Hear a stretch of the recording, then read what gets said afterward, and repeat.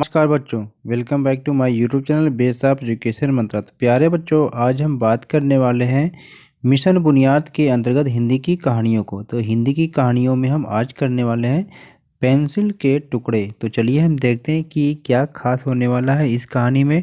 तो वीडियो शुरू करने से पहले प्लीज़ मेरे चैनल को सब्सक्राइब करें और बेल आइकन को प्रेस करें, जिससे कोई भी वीडियो अपलोड की जाए आपको आसानी से मिल सके। और वीडियो को लाइक करना ना भूलें और इस वीडियो को अपने दोस्तों के साथ भी शेयर करें, जिससे वे भी क्या है इस कहानी को सही प्रकार से समझ सके।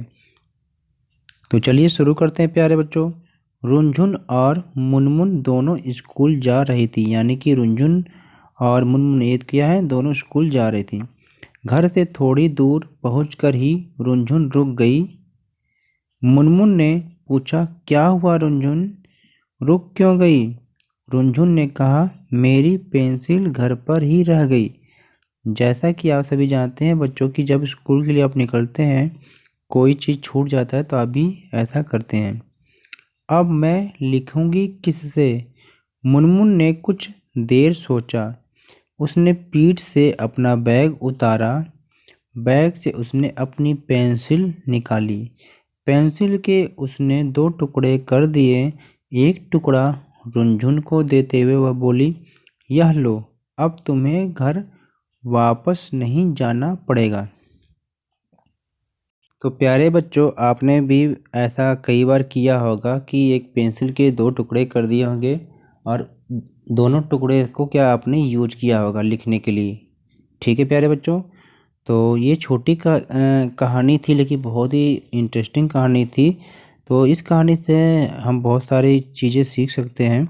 तो चलिए अब इस कहानी पर आधारित जो क्वेश्चन है इसके आंसर करते हैं। तो कहानी में पहला क्वेश्चन दिया है कि पेंसिल के टुकड़े के बारे में दिया है कि नीचे दिए गए जो अधूरे शब्द हैं इनको क्या करना है, कहानी में से ढूंढकर आपको पूरा करना है। जैसे यहाँ पर एग्जाम्पल में दिया है कि रंझन दिया है, तो ये अधूरा शब्द है क्योंकि कंप्लीट है नहीं बच्चों, तो इसको सही किया करके रुनझुन बना दिया गया है। तो आपको इसी तरह से जो ये इनकम्प्लीट शब्द दिया गया है इसके द्वारा हमें क्या सही शब्द बनाना है। तो चलिए हम देखते हैं। तो यहाँ पर मनमन दिया है, तो इसको ये सही करेंगे तो ये मनमन नहीं मुनमुन होगा। तो इसको आप इस तरह लिखेंगे, मुन मुन। ठीक है प्यारे बच्चों, इसको लिखेंगे। सेकेंड ये दिख रहा है स्कल दिखा, लेकिन ये स्कल नहीं है, क्या होगा स्केल होगा। तो इसको भी आप सही करके लिखेंगे।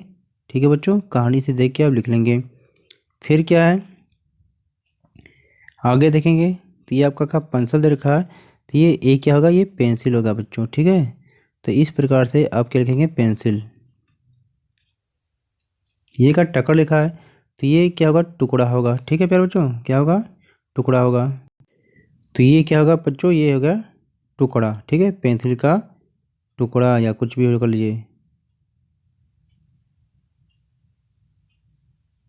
तो इसको यहाँ पर नोट करेंगे। फिर ये क्या है, पहुँच कर जो लिखा हुआ बच्चों इसको सही करेंगे जब आप, ये हो जाएगा पहुँच कर। ठीक है, इसको आप इस तरह करेंगे, पहुँच कर। ठीक है प्यारे बच्चों, तो इस तरह से हमने इस इनकम्प्लीट शब्द को कंप्लीट किया है। आगे देखते हैं सेकंड क्वेश्चन में। सेकंड क्वेश्चन आपसे पूछा जा रहा है कि आपके स्कूल बैग में क्या क्या होता है, लिख लीजिए। तो आपको इसमें लिखना है कि आपके बैग में क्या क्या होता है। जैसे ये बैग है तो इसमें क्या क्या होता है आपको लिखना है। तो आप सभी जानते हैं कि बैग में क्या क्या होता है। बैग में होता है पेन, ठीक है, पेन होता है, कॉपी होती है, पेन होता है, कॉपी होती है, किताब होता है। ठीक है, किताब होता है बच्चों। फिर क्या होता है, तो यहाँ पर इस स्केल भी लिख सकते हैं। बहुत सारी चीज़ें होती है बच्चों, कोई भी आप लिख लीजिएगा। ठीक है, स्केल लिख लेंगे। फिर क्या आप लिखेंगे, पेंसिल भी लिख सकते हैं। ठीक है, आपको जो जो लगे पेंसिल लिख लीजिए, पानी की बोतल लिख लीजिए, ज्योमेट्री बॉक्स लिख सकते हैं, लंच बॉक्स लिख सकते हैं। तो यहाँ पर लिख लीजिए क्या, पानी की बोतल लिख लीजिए।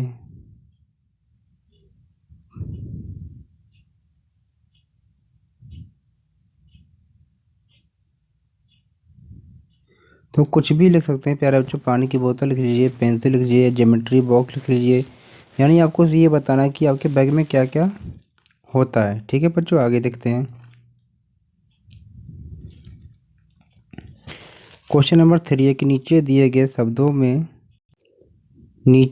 शब्दों के दूसरे नाम कहानी में दिए गए हैं, उन्हें ढूंढकर लिखिए।